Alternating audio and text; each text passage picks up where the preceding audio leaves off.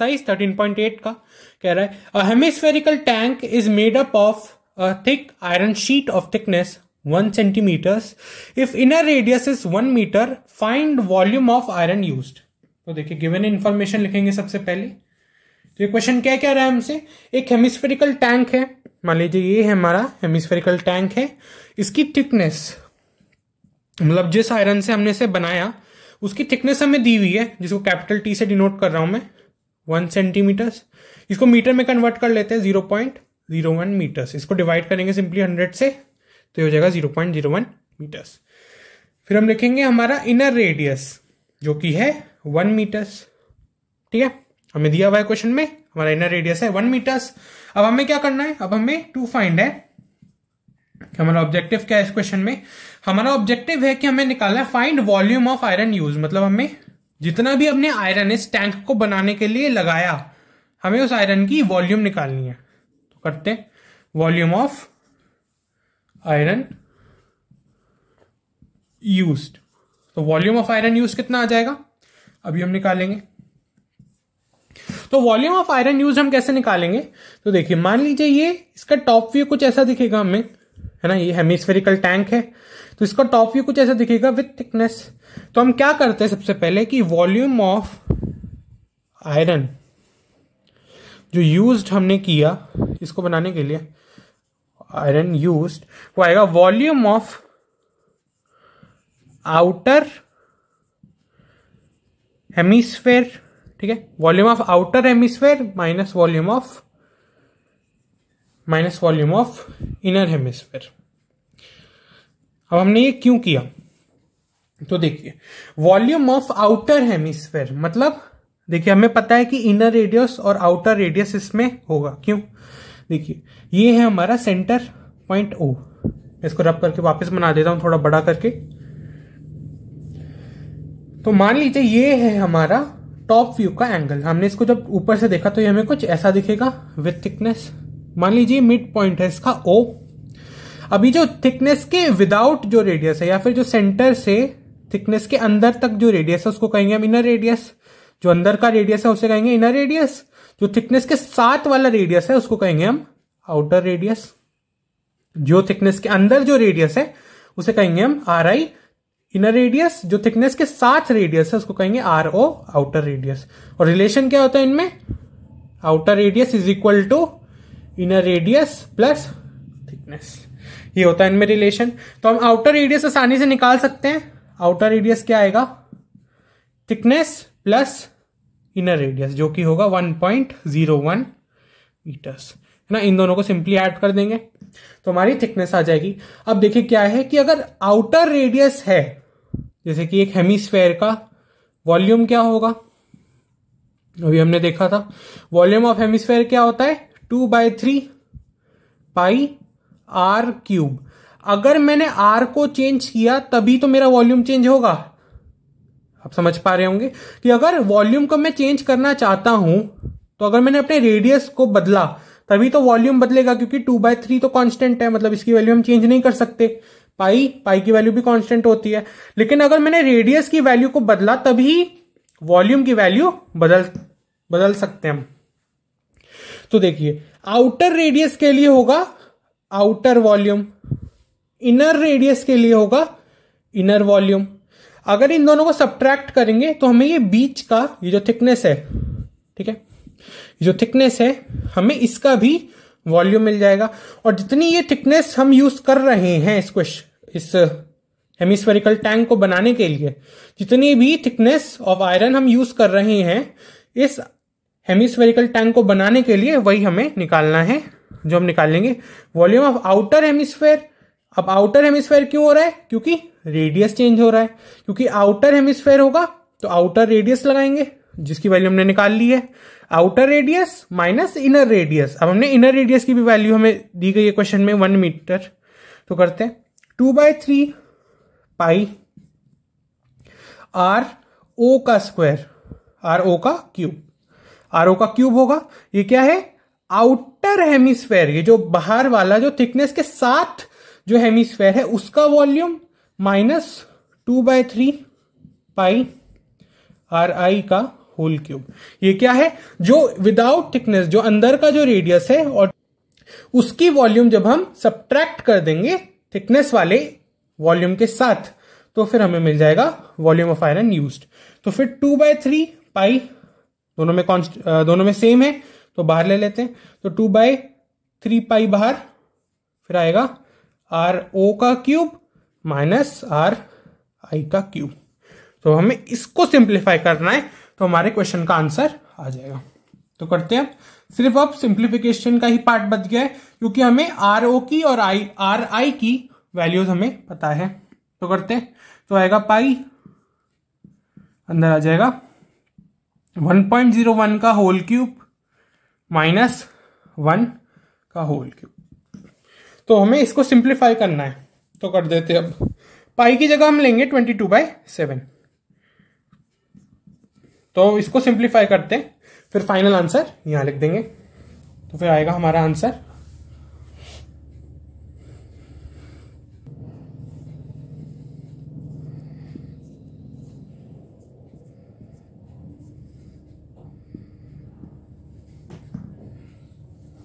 तो जब मैं इसको सिंप्लीफाई किया गया तो 1.01 का क्यूब आएगा 1.03, अप्रोक्सीमेटली आ जाएगा 1.03।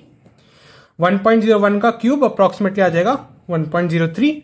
अब इसको माइनस करेंगे 1 से, आएगा 0.03, तो आएगा 44 इंटू 0.03 डिवाइड बाय 21। अब इसको हटाने के लिए हम नीचे 100 लगा सकते हैं, मल्टीप्लाई कर सकते हैं, ठीक है। तो आ जाएगा 44 इंटू 3, ये कैंसिल हो जाएगा 7 टाइम्स में, तो आएगा 44 डिवाइड बाय 700। तो हमारी वॉल्यूम ऑफ आयरन यूज आ जाएगा 44 डिवाइड बाय 700। फाइनल आंसर में यहां लिख दूंगा, वो आएगा मीटर क्यूब में, वो आएगा 44 डिवाइड बाय 700 20002। तो हमारी वॉल्यूम अप्रोक्सीमेटली आ जाएगी 0.062 मीटर क्यूब। मतलब हमने जितना आयरन इस हेमिस्फेरिकल टैंक को बनाने के लिए लगाया, उसकी वॉल्यूम आ गई 0.062 मीटर क्यूब, जो हमसे क्वेश्चन में मांगा गया था। ये हमारा फाइनल आंसर है। तो चलिए गाइस करते हैं क्वेश्चन नंबर 7। कह रहा है find the volume of sphere whose surface area is 154 centimetre square. तो हमें क्या दिया हुआ है, हमें इस क्वेश्चन में स्फेयर की वॉल्यूम निकालनी है। वॉल्यूम ऑफ स्फेयर को हमें निकालना है, जिसका हमें सरफेस एरिया दिया हुआ है। सरफेस एरिया दिया हुआ है 154 सेंटीमीटर स्क्वायर। इसको हम कर्व सरफेस एरिया या टोटल सरफेस एरिया, एक स्फेयर के केस में दोनों ही इक्वल होते हैं, तो दोनों में से कुछ भी मान सकते हैं। टू फाइंड, हमें इस क्वेश्चन में निकालना है वॉल्यूम ऑफ स्फेयर, ठीक है।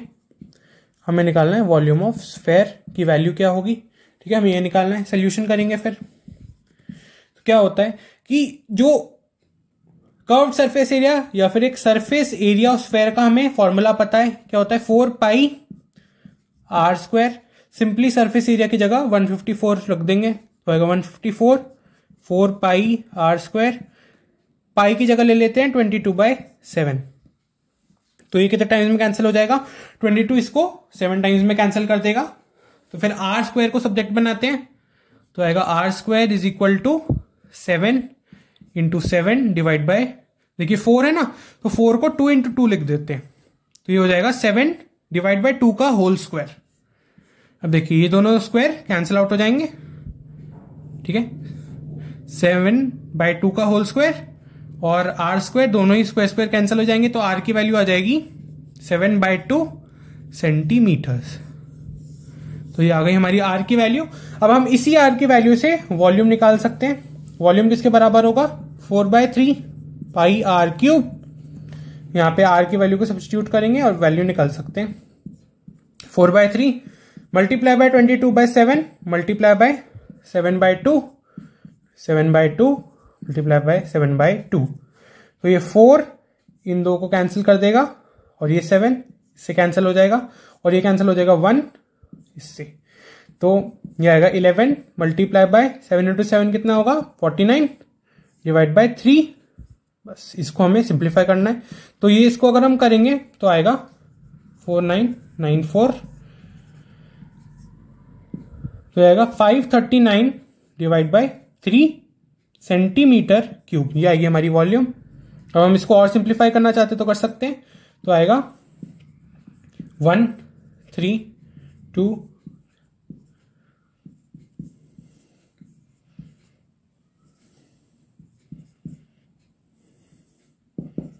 तो हमारी वॉल्यूम लास्ट में आ जाएगी 179.6 सेंटीमीटर क्यूब। ये हमारा हो गया फाइनल आंसर।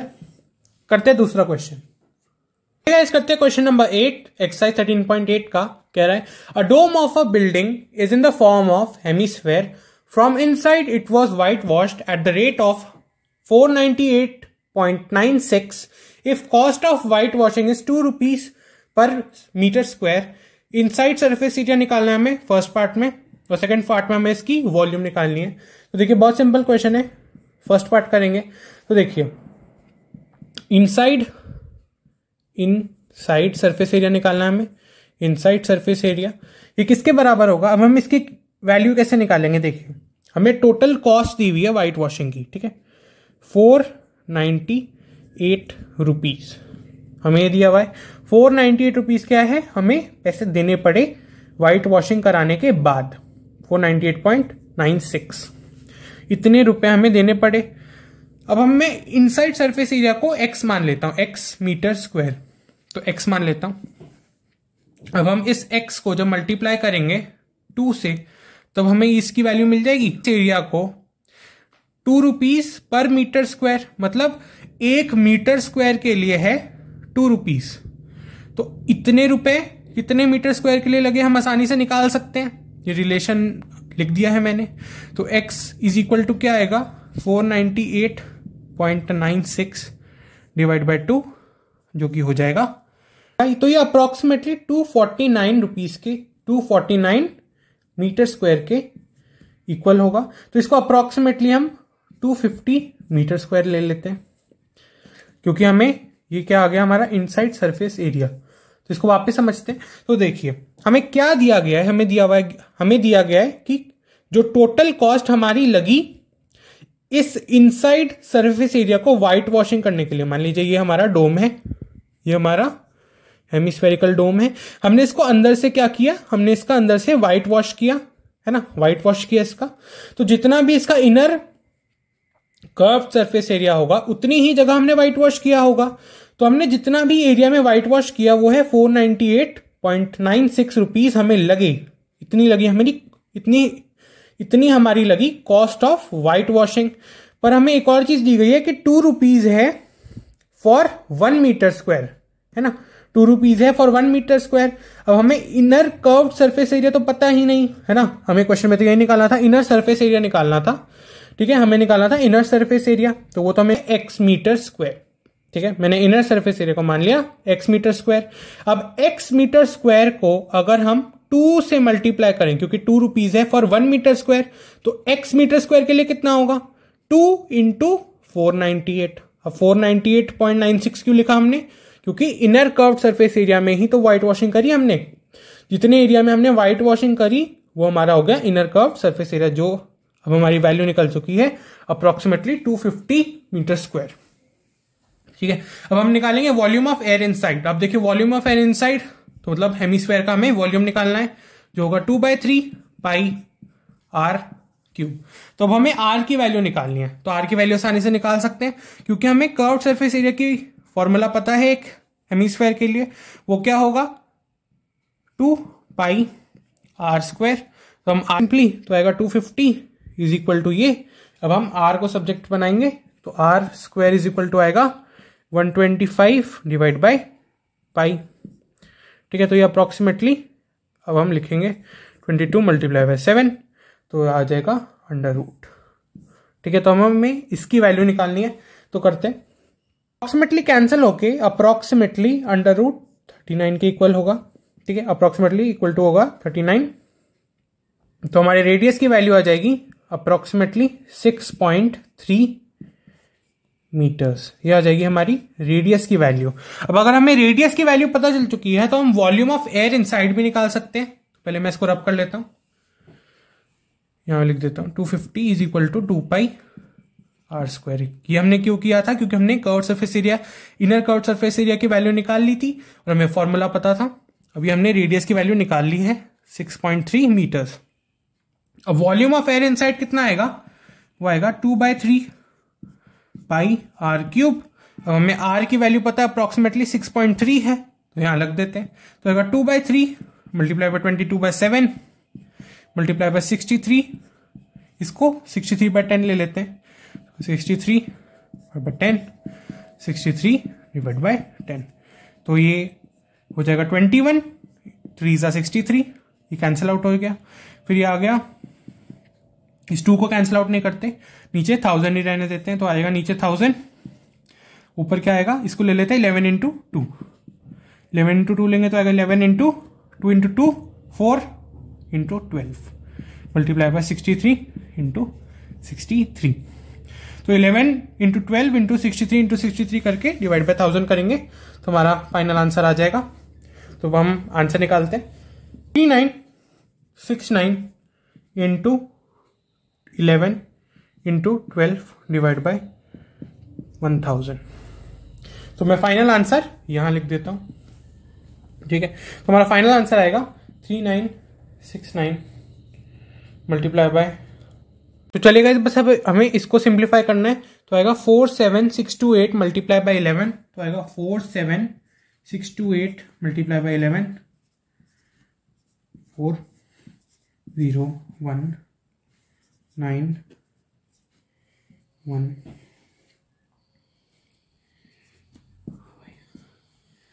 तो हमारी वॉल्यूम लास्ट में आ जाएगी 523,908 मीटर क्यूब डिवाइड बाय 1000। तो 3 डिजिट्स के आगे लगा देंगे डेसिमल, तो आएगा 523.9 मीटर क्यूब। तो हमारी फाइनल वॉल्यूम आ गई 523.9 मीटर क्यूब, जो कि हमारा फाइनल आंसर है। क्वेश्चन नंबर 9 एक्सरसाइज 13.8 का कह रहा है 27 solid iron spheres each of radius r and surface area capital S are melted to form a sphere with surface area R dash, sorry surface area S dash, ठीक है। तो मतलब हमने 27 छोटे छोटे आयरन स्फेयर्स को लिया, ठीक है, ऐसे 27 हमने स्फेयर्स को लिया, ठीक है, ऐसे हमने 27 छोटे स्फेयर्स को लिया और उनको मेल्ट करके एक बड़ा आयरन स्फेयर बनाया जिसका कर्व्ड सरफेस एरिया है एस डैश और मान लेते हैं इसका रेडियस है आर डैश। हमें फर्स्ट पार्ट में निकालना है रेडियस ऑफ न्यू स्फेयर और हमें सेकंड पार्ट में निकालना है ratio of surface area of 1 and 2। तो देखिए सबसे पहले गिवन इंफॉर्मेशन लिखते हैं। तो हमें क्या क्या चीजें दी गई हैं? हमें दिया गया है कि रेडियस ऑफ स्मॉल स्फेयर कितना है, उसको हम R1 बोल देते हैं, ठीक है, कैपिटल R1। और हमें क्या दिया गया? हमें दिया गया surface area of small sphere है, surface area of small sphere कितना है? S, ठीक है, सरफेस एरिया स्मॉल स्फेयर है S। और हमें अब निकालना है first part radius of new sphere. तो सबसे पहले फर्स्ट पार्ट करेंगे। तो देखिए जब हमने इन 27 छोटे स्फेयर्स को मेल्ट करके एक बड़ा स्फेयर बनाया तो दोनों की वॉल्यूम तो सेम ही रहेगी, ठीक है। मान लीजिए अगर आपने 3 ग्लास वाटर लिया, ठीक है, 3 ग्लास में पानी लिया, हर ग्लास मान लीजिए है 10 ml का, ठीक है, मान लीजिए हर ग्लास है 10 ml का, ठीक है। अब अगर हमने इन तीनों ग्लास पानी को एक बर्तन में डाल दिया, ठीक है, एक बड़े बर्तन में डाल दिया, तो इन तीनों ग्लास की वॉल्यूम को अगर हम ऐसे ही ऐड कर देंगे तो आ जाएगा 30 ml, ठीक है। तो मतलब हमने इन तीनों ग्लास की जितना भी इनमें पानी था, ठीक है, जितना भी इनमें पानी था उसको एक एक करके इस बड़े बर्तन में डाला तो हो जाएगा 30 ml। अब अगर मैं एक बड़ा ग्लास लूं, जिसकी वॉल्यूम पहले से ही है 30 ml, जिसमें जितना भी पानी भरा है वो पहले से ही 30 ml, मान लीजिए एक बड़ा ग्लास है, उसको अगर मैंने इस बर्तन में डाला तो हो जाएगा 30 ml। तो मतलब मान लीजिए 3 ग्लास हैं, तो मान लीजिए ग्लास की वॉल्यूम है कैपिटल G और इस बड़े ग्लास की वॉल्यूम है G डैश, ठीक है। तो ये जो 3 छोटे ग्लासों की वॉल्यूम को अगर ऐड करा जाए तो हो जाएगा 3G, है ना। तो ये इज इक्वल टू हो जाएगा 3G। तो मतलब एक बड़े ग्लास की वॉल्यूम इन छोटे ग्लासों के वॉल्यूम के सम के इक्वल होगी। ऐसा ही होगा इस स्फेयर के साथ। तो है हमारे पास कितने, हमारे पास है 27 स्फेयर्स। मैं इसको रब कर लेता हूं पहले। तो हमारे पास टोटल कितने, हमारे पास टोटल है 27 सॉलिड स्फेयर्स। तो फिर अब करते हैं।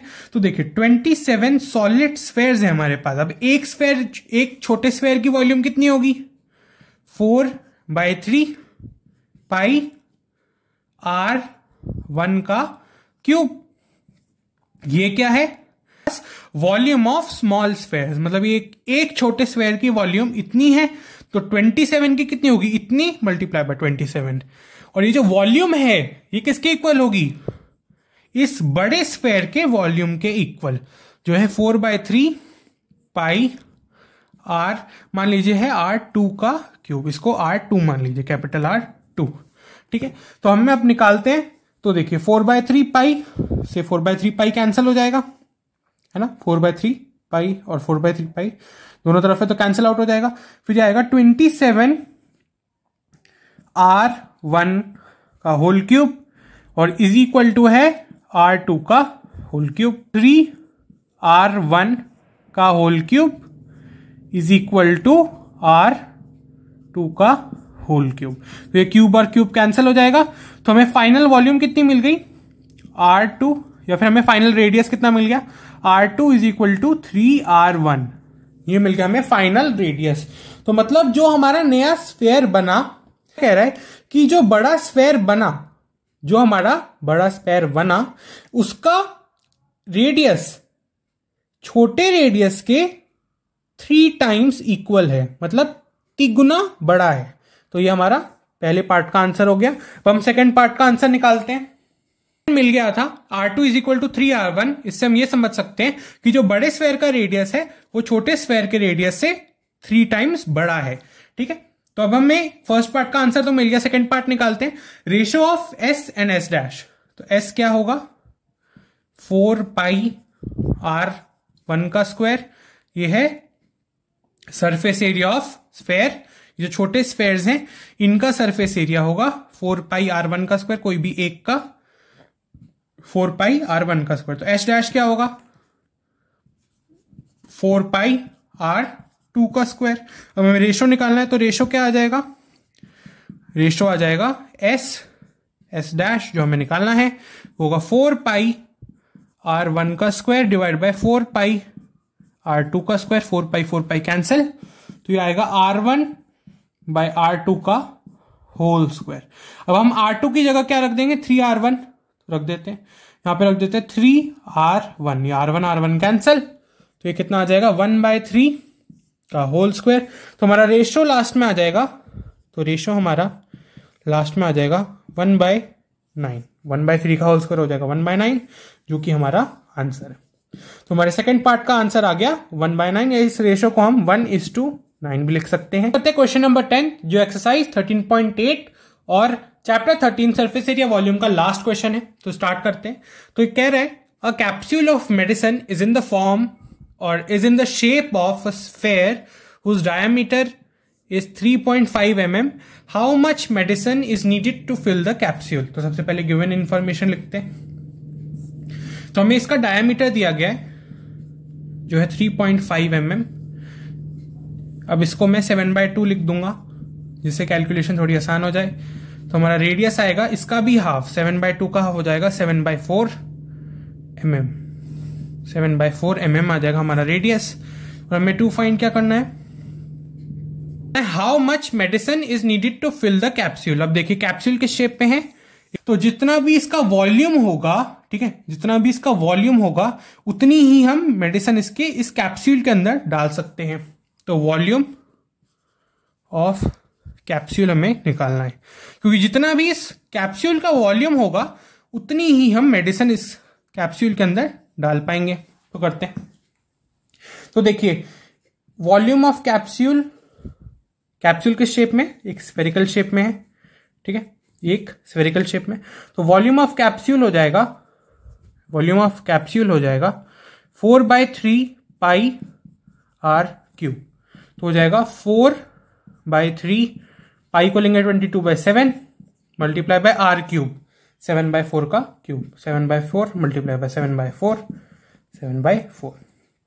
अब इसको सिंप्लीफाई करते हैं 4 से कैंसिल हो जाएगा और ये 11 टाइम्स में कैंसिल, ये 2 टाइम्स में, फिर 7 से कैंसल्ड तो आ जाएगा 49 into 11 49 into 11 divide by 3 into 2 into 4 तो ये हो जाएगा 6 इंटू 4 24। अब हमें इसको सिंप्लीफाई करना है तो करते हैं।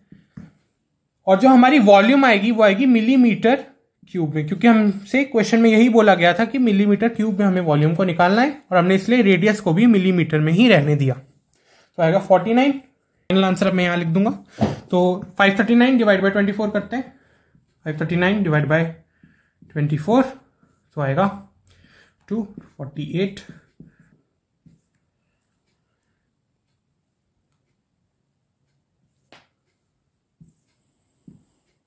वॉल्यूम है वो अप्रोक्सीमेटली आ जाएगी 22.4 मिलीमीटर क्यूब। ये हो गया हमारा फाइनल आंसर।